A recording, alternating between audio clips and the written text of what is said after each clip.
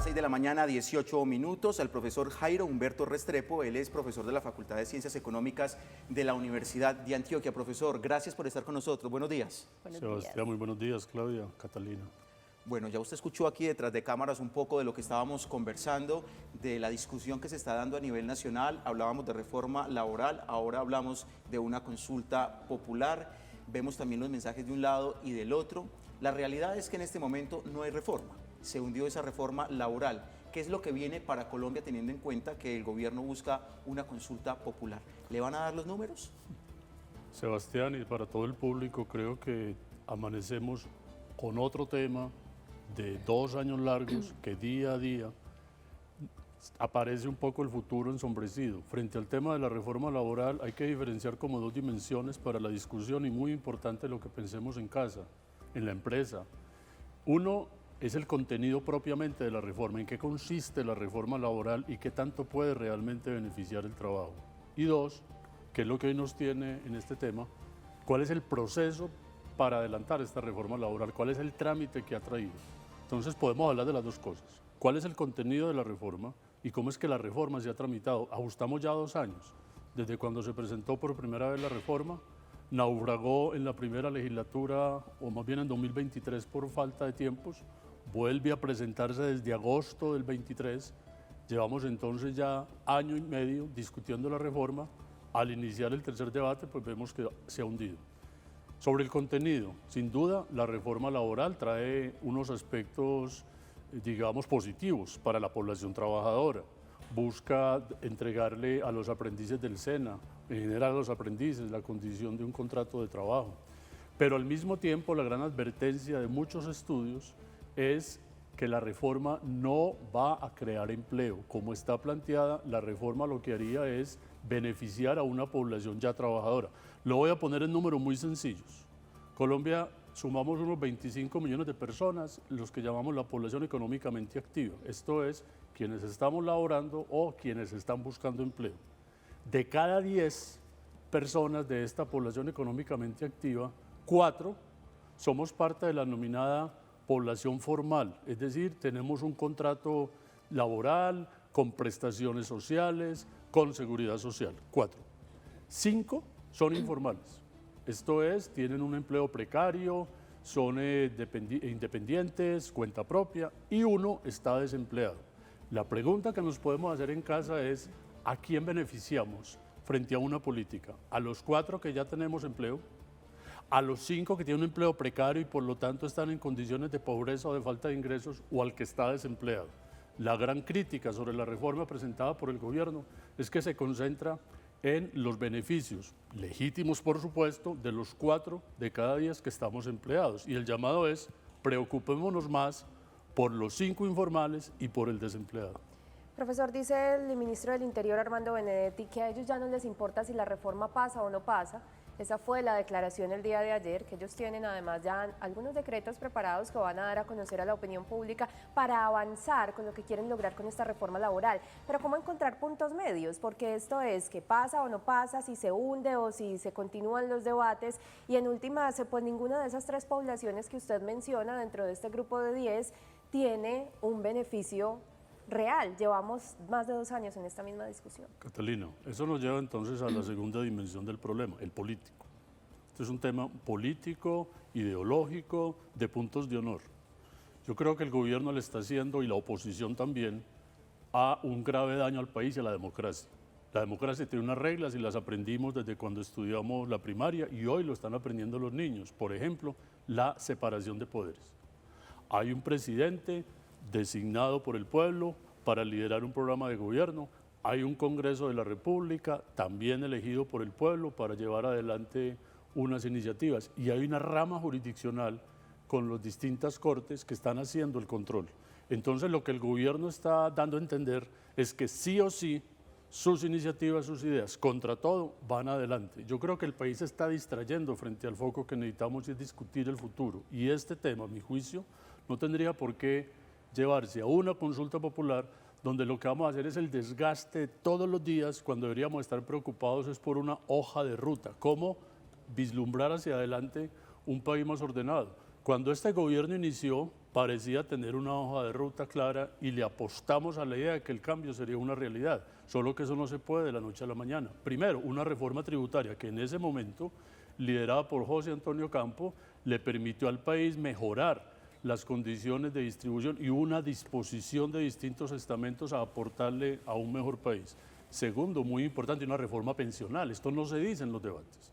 El Congreso le sirve al gobierno siempre y cuando le apruebe lo que él quiere, pero ahí es donde viene esa separación de poderes. El Congreso ha encontrado con argumentos que la reforma laboral no va a permitir salir adelante. Entonces, lo que necesita es una hoja de ruta. Tal vez la reforma laboral no debería ser una prioridad hoy. ¿Eso qué implica, Catalina? Convocar a una mesa de diálogo. Yo Profesor, creo que sí. yo quería molestarlo ahí ya con la pregunta de Claudia que continúa, sino que usted mencionaba lo que tiene que ver, dice, esto es un tema político, pero el hundir la reforma laboral es porque es un tema ideológico o porque el texto no los convencía y a la hora de la verdad no era un tema, digamos, de ventaja para los colombianos. ¿Es un tema de verdad de argumentos o es un tema político? Las dos cosas, Sebastián, y no podemos ser ingenuos. Hay intereses de todos los espectros de la economía, del sector social en Colombia, que llegan al Congreso a hacer lobby, a buscar ver reflejados sus intereses en una decisión u otra. Por eso es importante escuchar los argumentos de lado y lado. Quienes decidieron hundir la reforma tienen argumentos de mucho peso, amparados en estudios, que dan cuenta de la inutilidad de la reforma, cómo está planteada.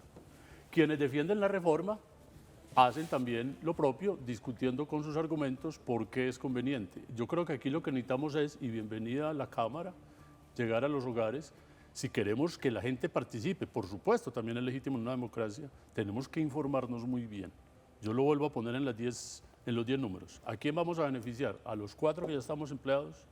¿A los 5 que tienen un empleo muy precario? ¿O al que está desempleado? Necesitamos política encaminada a mejorar la calidad del empleo, que esos informales vayan lentamente volviéndose formales y que haya menos desempleo. Y entonces ahí vienen unas políticas que pueden ser mucho más efectivas en el largo plazo y este gobierno tiene descuidadas. Educación y educación básica. Profesor, mire, abrimos la emisión con un video que vamos a compartir nuevamente con ustedes y es que se ve de un lado de la calle los pacientes que están a la espera de recibir sus medicamentos. Mire ahí las imágenes. Y del otro lado, las marchas. Viene ahora la consulta popular que va a generar un gasto aproximado, se calcula de entre 500 y 600 mil millones de pesos. ¿De qué lado de la calle estamos que justifique este gasto que se va a hacer? Claro, y la pregunta es para mí precisamente. Mira, esta imagen que yo le vi ayer, yo creo que es un resumen de lo que está pasando en el país y es un llamado a todos los líderes de derecha, de izquierda, del gobierno, de la oposición, la academia, el papel que podemos jugar allí para ilustrar este debate. Porque lo que hay es una gran confrontación muy peligrosa. Vuelvo a la pregunta de Catalina.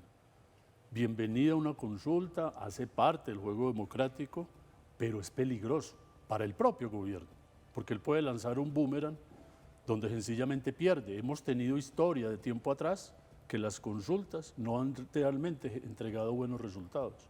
Entonces ahí es una insistencia, una obsesión.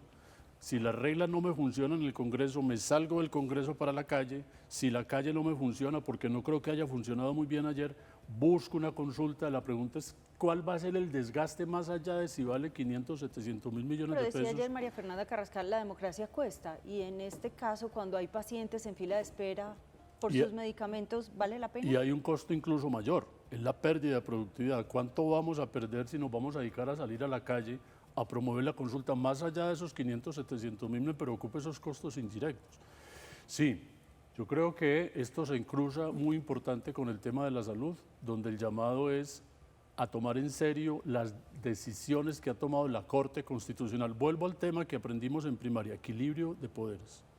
La Corte Constitucional emitió unas órdenes al gobierno y el gobierno de alguna manera está evadiendo el cumplimiento de esas órdenes, que es girar recursos con los presupuestos máximos, que es revisar la UPC, que es examinar estas intervenciones que se han hecho con EPS, caso 9 EPS, si no estoy mal la fila, es para justamente reclamar medicamentos de alto costo.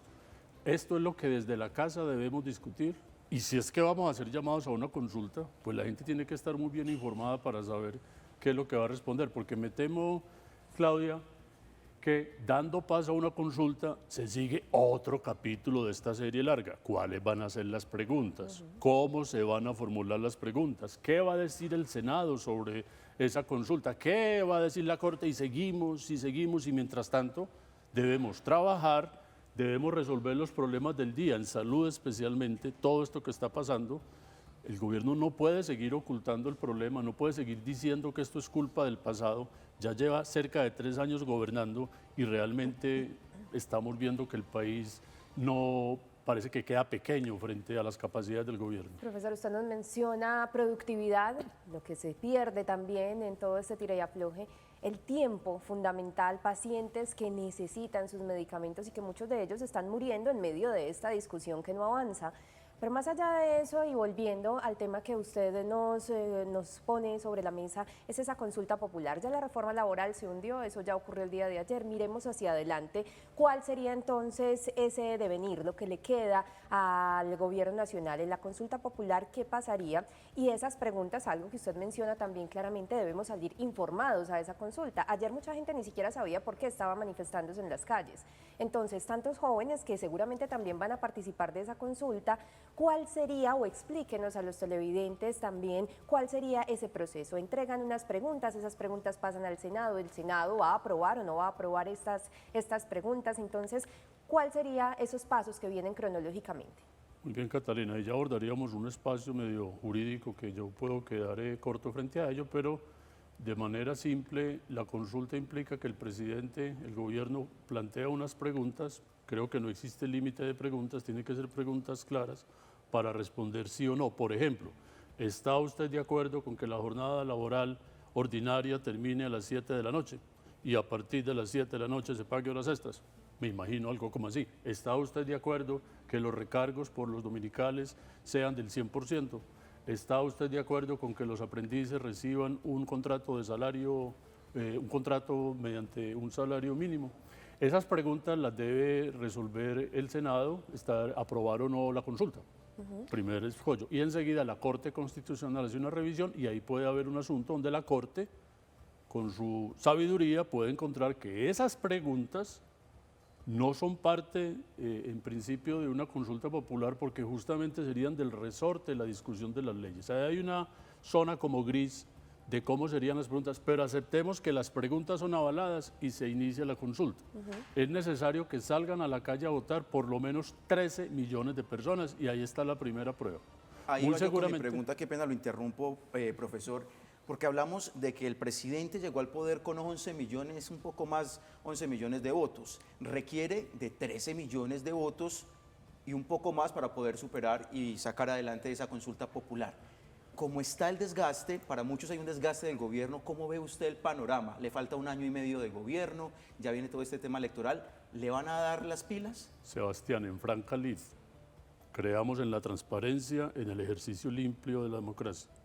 Esos 11 millones de personas que votaron por Gustavo Petro se han ido desmoronando, porque son mucho el desencanto de las personas que le apostaron a un cambio, que le apostaron a una forma de gobierno y que hoy sencillamente están defraudadas por ver un gobierno entregado a maquinarias, a la corrupción, a todo el desgreño que estamos viviendo. Estamos ajustando 4 ministros de Hacienda. O sea, no hay ministro de Hacienda que sirva a los intereses de Gustavo Petro, del gobierno Petro, porque todos terminan saliendo incluso por la puerta de atrás. Eso habla muy mal de un gobierno y por lo tanto yo creo que esos 11 millones hay que bajarlos demasiado. Yo no sé a cuánto, hay que escuchar a los analistas políticos, pero es mucho el desencanto y por lo tanto es muy difícil llegar a los 13 millones porque muy seguramente la oposición va a jugar a promover el no votar, o sea, no dejarse contar. De manera que es muy difícil, Sebastián, vuelvo a tu pregunta, alcanzar los 13 millones porque el juego va a ser, pues, gobierno, mueva a su gente, gástese los 700.000 y mucho más, desplazando a sus funcionarios. Es que estamos viendo ministros y funcionarios del gobierno que no están trabajando, sino que están en la calle moviendo a la gente. Sí. Entonces, sáquelos a votar, listo, sáquelos, pero nunca van a llegar a 13 millones de personas en franca lid. Muchos dicen que en realidad lo que están haciendo es ya moviendo todas esas líneas políticas y haciendo campaña para el 26. Con los recursos públicos, es lo que muchos aseguran. Muy bien, estamos hablando entonces con Jairo Humberto Restrepo, profesor de la Facultad de Ciencias Económicas de la Universidad de Antioquia. Profesor, muy amable, como siempre, gracias por estar con nosotros. Sebastián, Claudio, Catalina, mucho gusto y a todos los televidentes.